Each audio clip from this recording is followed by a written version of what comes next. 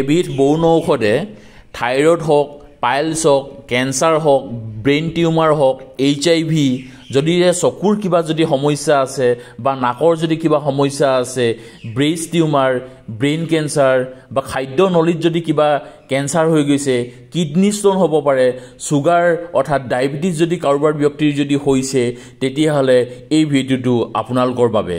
আপোনালোকে এনেকুৱা ধৰণৰ যদি বেমাৰ যদি ভুক্তভোগী হৈ আছে, তেতিয়াহ'লে আপোনালোকে মাত্ৰ 3 মাহ কোৰ্চ কৰক আৰু আপোনালোকে সুস্থ হৈ উঠক। আৰু এনেকুৱা ধৰণৰ বহু বেমাৰ আছে, মই যিখিনি আপোনালোকক নাম ক'লো অকল এয়াই নহয়, আৰু গোটেই সবিশেষখিনি আজি আমি এই বাইদেউৰ পৰা গম পাম। আৰু বাইদেউৰ লগত আমি প্ৰথমতে আপোনালোকক চিনাকি কৰাই দিওঁ। বাইদেউ নমস্কাৰ, ভালে আছে? ভালে আছে। হয়, আজি আহিলো আপুনি যিহেতু ঔষধ দি আছে বুলি কোৱা আমি শুনিছো, আৰু বহু বেমাৰ ভাল পাইছে, বহু ব্যক্তিয়ে ভাল পাইছে, আমি এনেকুৱা ধৰণৰ কথাবিলাক আমি শুনি আছো। সেইকাৰণে আজি আমি আপোনাৰ মুখৰ পৰা অকণমান জানিব বিচাৰিছো, অকণমান আমাক বুজাই কওকচোন। নমস্কাৰ, মই চকাই অসমলৈ মই নমস্কাৰ জনাইছো।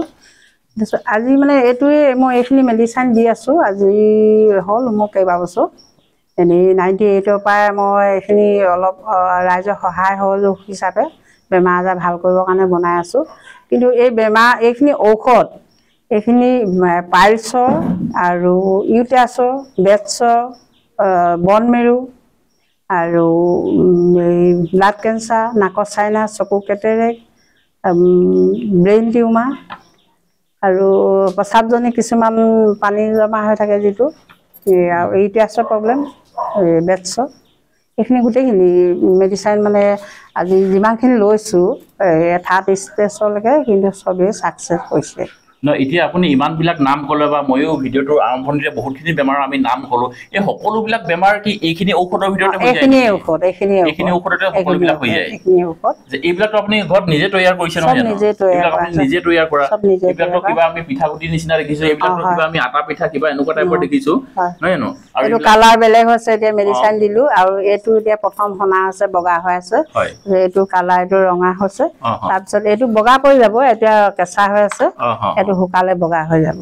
আচ্ছা, এতিয়া যিমানবিলাক বেমাৰ আছে সকলোৱে এইখিনি ঔষধ খালে চব বেমাৰ ঠিক হৈ যাব। হয়, এই কোৰ্চবিলাক কিমান দিনে আপোনাৰ? এতিয়া কোৰ্চটো 3 মাহ থাকে। 3 মাহ? 3 মাহত অলপ ফাৰ্ষ্ট ষ্টেজ, ছেকেণ্ড ষ্টেজখিনি ভাল হৈ যাব। 3 মাহত ফাৰ্ষ্ট ষ্টেজ, ছেকেণ্ড ষ্টেজ যিবিলাকৰ বেমাৰ পৰ্যায়টো পাবগে ভাল হৈ যাব, আৰু যিবিলাকৰ ধৰক 3rd, 4th, 5th এনেকুৱা ষ্টেজ পাই যায়, তেওঁলোকে 4-5 মাহ লাগে, অকণমান দীঘলীয়া কোৰ্চটো অকণমান দীঘলীয়া হ'ব নহয় জানো? আচ্ছা, এতিয়া এই পানীবিলাক দেখিছো, এইবিলাক পানী ঔষধ, এইবিলাক এইখিনি পানী ঔষধ। এইটো ব্লাড কেঞ্চাৰ কাৰণে হয়, নাকৰ চাইনাছৰ, চকু কেটেৰেক্ট, তাৰপিছত আৰু নাৰ্ভ, পাথৰ যাৰ হয়, আৰু HIV, এইখিনি চবৰ কাৰণে ভাল। মই এইটো অকণমান খাই দেখাইছোঁ। আৰু এইটো মই চকুত সানি দেখাইছোঁ এনেকৈ। এইটো চকু পাৱাৰটো যদি কমি যায়, পাৱাৰটো আহি যায়, আৰু চকু কেটেৰেক্টো ভাল হয়। এইটো খালি সানিলে চকু মেলিব নোৱাৰে, অলপ পুৰে, জ্বলা পোৰা। হয়, খুব সুন্দৰকে বাইদেৱে আজি যিখিনি মেডিচিন দিছে, বহু ব্যক্তিয়ে ভাল হৈ গৈছে। বাইদেৱে যিহেতু কৈছে যে 2007 চনৰ পৰা বুলি ক'ল নহয় ন? 2007 চনৰ পৰা চব তেওঁ ইমানবিলাক মেডিচিন দি আছে, বহুত ব্যক্তিয়ে তেওঁলোকে ভাল হৈ গৈছে, আৰু তেওঁলোকে আজি মানে তেওঁলোকৰ মানে একদম লাষ্ট ষ্টেজলৈ বহুতে গুচি গৈছিলে। আৰু এতিয়া যিহেতু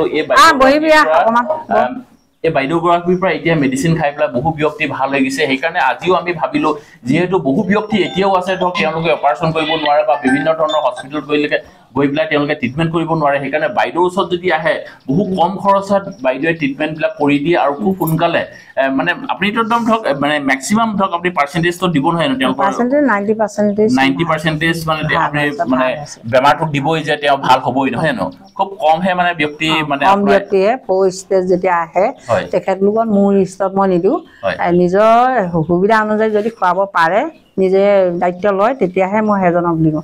তেনেকুৱা পেচেণ্ট এজন শ্বিলঙৰ ভাল হ'ল, তেখেতৰ 4th ষ্টেজ আছিলে, খাদ্যনলীৰ পৰা আৰু লিভাৰলৈকে আছিলে। তেখেত 3 মাহত ভাল হয়, এতিয়া শ্বিলঙলৈ উলটি গৈছে, নগাঁৱতে থাকি লৈছিলে।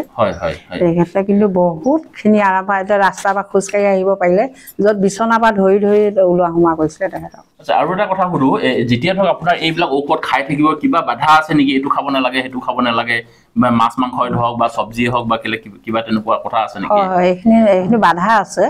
যিটো কেঞ্চাৰত আমাৰ বীজাণু থাকে, সেই বীজাণুটো আমি যদি মাছ মাংস খাওঁ, ভিটামিনযুক্ত বস্তু খাই দিওঁ, এই বীজাণুখিনি আগবাঢ়ি যায়। কৃমি টাইপৰ আমাৰ ভাইৰাছ এবিধ থাকে, সেই ভাইৰাছবিধ মানে মাংস, গাখীৰ, বা হৰলিক্স এনেকুৱা ভিটামিন বস্তুটো খালে বীজাণুটো বংশবৃদ্ধি হৈ যায়, তেতিয়া বেমাৰটো বাঢ়ি যায়। যদিহে নিৰামিষ ভোজন কৰিব পাৰে, বইল খাব পাৰে, তেলটো এৰিব লাগিব। আৰু খাদ্য তালিকাৰ ভিতৰত পাচলিৰ ভিতৰত ৰঙালাও, কচু, বেঙেনাটো বেয়া, আৰু ফলৰ ভিতৰত কল আৰু আঙুৰটো বেয়া। এইখিনি বস্তু যদি এই কেঞ্চাৰ ৰোগত হাত সাৰি থাকিবলগীয়া হয়, তেতিয়াহ'লে সেইখিনি বিৰত থাকিব লাগিব। ব্যক্তিজন আহিব বা পেচেণ্টজন ইয়ালৈ আহিব, আহি পেলাই ধৰক তেওঁ যেতিয়া মেডিচিন লৈ যাব সেইখিনি আপোনালোকে তেওঁলোকক বুজাই দিয়ে। আৰু এটা কথা জানি লওঁ যে পেচেণ্টজন কি ইয়ালৈ আহিবই লাগিব নেকি? পেচেণ্ট নালাগে, মই পেচেণ্ট নহাকৈ দিওঁ। আপুনি পেচেণ্ট নাচায় মানে? পেচেণ্ট নাচায়, আপুনি অকল বেমাৰ নামটো কৈ দিলে? নামটো কৈ দিলে হৈ যায়, আৰু তেওঁৰ ষ্টেজটো মই জানি ল'ম, কথাটো পাতি মেলি দিব পৰা অৱস্থাত আছে নাই।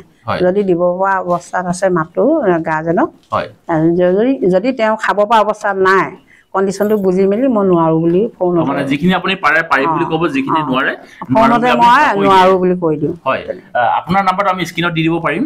পাৰিব। আৰু মোৰ এই স্ক্ৰীনৰ নাম্বাৰটো দিলেও বহুতে মানে আমনিও কৰি থাকে, টাইম টেবুল নোহোৱাকৈ ফোন মাৰি থাকে।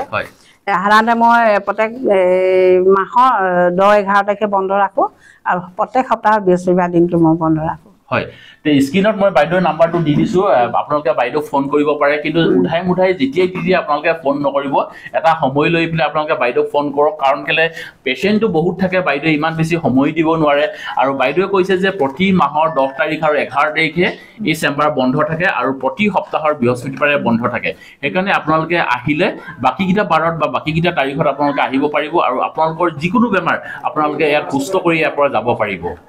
বাইদেউ, এতিয়া আৰু এটা কথা মই জানি লওঁ যে আপুনি যিটো ইমানবিলাক মেডিচিন দিছে, বহুতে কয় যে বনৌষধি খাবৰ কাৰণে বহুত ৰিস্ক হয়। বহুতে কয় মানে পৰিমাণ কিমান খাব লাগে নালাগে আমি নাজানো। কিন্তু একবাৰ মই যি দেখিছোঁ, ধৰক আপুনি ইয়াত ধৰক চব বনাই ৰাখিছে, টেবলেট টাইপৰ এইবিলাক ধৰক বনাই ৰাখিছে। কিছুমানে বনৌষধিৰ ধৰক পৰিমাণটো ক'ব নোৱাৰে কিমান খাব লাগে নালাগে, সেইকাৰণে বহুতৰ ধৰক বেমাৰ মানে ভাল হ'বলৈ চাই বেয়া হৈ যায়, এনেকুৱাও আমি দেখিছোঁ। আচ্ছা, আৰু এতিয়া আপুনি এইবিলাক যে দিছে, এই আপুনিতো ক'ৰবাত কিবা এটা ট্ৰেইনিং লৈছে বা কিবা এটা আপুনি পঢ়িছে নহয় জানো? এনেইতো আপুনি ধৰক ঔষধটো দিয়া নাই। আপোনাৰ অকণমান এই বনৌষধিৰ বা যিখিনি আপুনি জ্ঞান ল'লে অকণমান আকৌ বুজাই দিব নেকি? এই ক্ষেত্ৰত মই প্ৰথম যেতিয়া মই চাবুৱা অঞ্চলৰ ভিতৰৰ পৰাই 94 সোমাইছিলোঁ, অসম সত্ৰ সন্মিলনৰ যোগেদি আয়ুষ বিভাগৰ ফালৰ পৰা উত্তৰ পূৰ্বাঞ্চল জনকল্যাণ পৰিষদ বুলি তেখেতলোকে মোক এই অনুষ্ঠানটো অসম সত্ৰ সন্মিলনৰ পৰা পঢ়িবৰ কাৰণে আগবঢ়াই দিছিলে। 98ত মই চাবুৱাত এটা অনুষ্ঠান মুকলি কৰিছিলোঁ। সেই অনুষ্ঠানটো ভাৰতৰ মানে আমাৰ এতিয়া গড়কাপ্তানি মন্ত্ৰী নেকি নীতিন গাডকাৰীজী, তেখেত আৰু অৰুণ জেটলীজীয়ে আহি মোক চাবুৱাত অনুষ্ঠানটো মুকলি কৰি দিছিলে 98ত। তাৰপৰা মই অলপ দিন চলোৱাৰ পিছত মই অলপ অৱসৰ লোৱা নিচিনা হৈছিলে। তাৰপিছত মই 5 চনৰ পৰা মই আকৌ ৰিপিট কৰিব ল'লোঁ, কাৰণ ব্লাড কেঞ্চাৰটো মোৰ নিজৰে পালে। মোৰ নিজৰে ব্লাড কেঞ্চাৰ হ'ল, ব্লাডটো মোৰ একেবাৰে কলা পৰি মৰি গ'ল, ৰঙা ৰংটো নাই মানে একেবাৰে, আৰু চকুৱে নেদেখা হৈছিলোঁ, স্কিন বেয়া হৈ গ'ল। তাৰপিছত জণ্ডিছ আহিলে, হাৰ্টটো মানে নচলা হৈছিলে, হাত ভৰিবোৰ মানে কোচ খাই, আঙুলিবিলাক কোচ খাই থাকে, মানে ৰাতিপুৱা হ'লে মই এৰুৱাব নোৱাৰিছিলোঁ। সেই তেনেকুৱাতো নিজৰ মই অকণমান চেতন এটা আহিলে, মই যে পঢ়িছিলোঁ এই ক্ষেত্ৰত মই এইটো প্ৰয়োগ কৰি চাওঁ। তেনেকৈ প্ৰয়োগ কৰি চালোঁ, মোৰ 3 মাহতে ভাল হৈ গ'ল। ভাল হোৱাৰ পাছত লাহে লাহে মানে ভাবিলোঁ ভাল হয়, 3 বছৰ গ'ল, 4 বছৰ গ'ল, 5 বছৰ গ'ল, 10 বছৰলৈকে মোৰ মানে জীয়াই থকা এটা হেঁপাহ আছে যে থাকিম, সেই বস্তুটো মানে ফিল এটা হ'ল। আৰু তাৰপৰা 10 বছৰ যোৱাৰ পিছত মই ভাবিবলৈ এৰিলোঁ, হয় এই ডক্টৰে আমাৰ ভাল যিহেতু পঢ়িছিলে, পঢ়ি পেলাই আপুনি ইমান গুৰুত্ব দিয়া নাছিলে। যেতিয়া আপোনাৰ বেমাৰটো নিজৰ হ'ল, নিজে আপুনি আপোনাৰ নিজে ট্ৰিটমেণ্ট কৰি নিজৰ ঔষধ আপুনি নিজেই খালে। যেতিয়া আপুনি সুস্থ হৈ গ'ল, তাৰ পিছতে আপুনি যে বিশ্বাস কৰিলে যে হয় মই যিটো পঢ়িছিলোঁ সেইটো মানে কাম কৰিব, আৰু ৰাইজকো আপুনি দিব পাৰিম বুলি ভাবি ল'লে, নহয় জানো? আৰু তেতিয়াৰ পৰা আপুনি ৰাইজক দিবৰ কাৰণে এতিয়া মই এই এতিয়া 9 ৱৰ্ল্ড আয়ুৰ্বেদা যিটো গোৱাত প্ৰশিক্ষণ হৈছিলে, ৱৰ্ল্ড ছেমিনাৰ, তাত মই জইন কৰিছিলোঁ 2022ত। তাৰপৰা অহাৰ পাছতে মিডিয়াবিলাকে আহি পেলাই পপুলাৰ কৰি আছে আৰু, কিন্তু মই নিজৰ ফালৰ পৰা মই কোনোদিন প্ৰকাশ কৰা নাই, কাৰণ মানুহে নিজেই আহিব, নিজেই জানিব। আমি এইকাৰণে আপোনাৰ ওচৰত আহিছোঁ, যিহেতু ধৰক মেডিকেলত গ'লে ধৰক বহুত লাখ টকা লাগে, আপোনাৰ তাত আহিলে একদম কম খৰচতে, যিহেতু ধৰক তেওঁ সুস্থ হৈ যায় আৰু খুব কম সময়ৰ ভিতৰতে হৈ যায় নহয় জানো যেহেতু ইয়াৰ অপাৰেশ্যন কৰিব নালাগে বুলি আপুনি কৈছে হয় সেইকাৰণে আমি আজি আহি এই পৰিৱেশটো অকমান আপোনালোকক দেখুৱাবৰ কাৰণে চেষ্টা কৰিছো আৰু আপোনালোকৰ যদি ধৰক এনেকুৱা বেমাৰত যদি আপোনালোকে ভুক্তভোগী যদি হৈ আছে স্ক্ৰীনত দিয়া নাম্বাৰটোত আপোনালোকে এবাৰ ফোন কৰি লওক বাইদেউৰ লগত কথা পাতক আৰু বাইদেৱে কোন দিনা কেতিয়া আচ্ছা কিবা সময় আছে নেকি ৰাতিপুৱা সময়টো বা নাই দিয়ে মই চুপাৰত অহা মানুহবিলাকো 4-5টাতে পায়হি হয় হয় সেইখিনি কাৰণেও মই সমানেই কষ্ট কৰিছো ৰাতিপুৱা আপুনি একদম 5টা-6টা বজাৰ পৰা আৰম্ভ কৰি দিয়ে একদম গধূলিলৈকে খালি এটাই কথা 10 তাৰিখ আৰু 11 তাৰিখ প্ৰতি মাহৰ আৰু বৃহস্পতিবাৰে প্ৰতি সপ্তাহৰ দিনটোত সেই গীতাত আপুনি নাহিব আৰু বাকি গীতা দিনত আপোনালোকে যেতিয়া আহিলেও আপোনালোকক পাব নহয় জানো ঠিক আছে এইখিনি তথ্য আজি আমি আপোনালোকক দিব কাৰণে চেষ্টা কৰিলো আৰু বাইদেউৰ আমি গোটেইখিনি সাৰ্টিফিকেট অৰ্জন কৰিছে বা যিখিনি তেওঁ পাইছে বা যিখিনি গোটেইখিনি আমি স্ক্ৰীনত আপোনালোকক দেখুৱাই দিছো এইখিনি হৈ গ'ল বাইদেউৰ সাৰ্টিফিকেট এইখিনি বাইদেউ সন্মান পাইছে এইখিনি আমি আপোনালোকক আজি অকমান তথ্য দিব কাৰণে চেষ্টা কৰিলো ভিডিঅ'টো আপোনালোকে যিমান পাৰে শ্বেয়াৰ কৰি দিব যাতে আপোনাৰ বেমাৰ নহলো যাতে আপোনাৰ আশে-পাশে বা আপোনাৰ ঘৰৰ সম্বন্ধীয় কাৰোবাৰ যদি এনেকুৱা ধৰণৰ বেমাৰ যদি ভুক্তভোগী হৈ আছে তেওঁলোকো চাগে ইয়াৰ পৰা মেডিচিন খালে তেওঁলোকৰ যদি ভাল হৈ যায় তে ভিডিঅ'টো আৰু বৰ বেছি দীঘল কৰি নাথাকো ভিডিঅ'টো আজি ইয়াতে সামৰি মাৰিছো অন্য এটা ভিডিঅ'ত অতি সোনকালে লগ পোৱাৰ প্ৰতিশ্ৰুতিৰে আজি এই ভিডিঅ'টো পাই বিদায় ললো ধন্যবাদ থাকিল নমস্কাৰ জয় অসম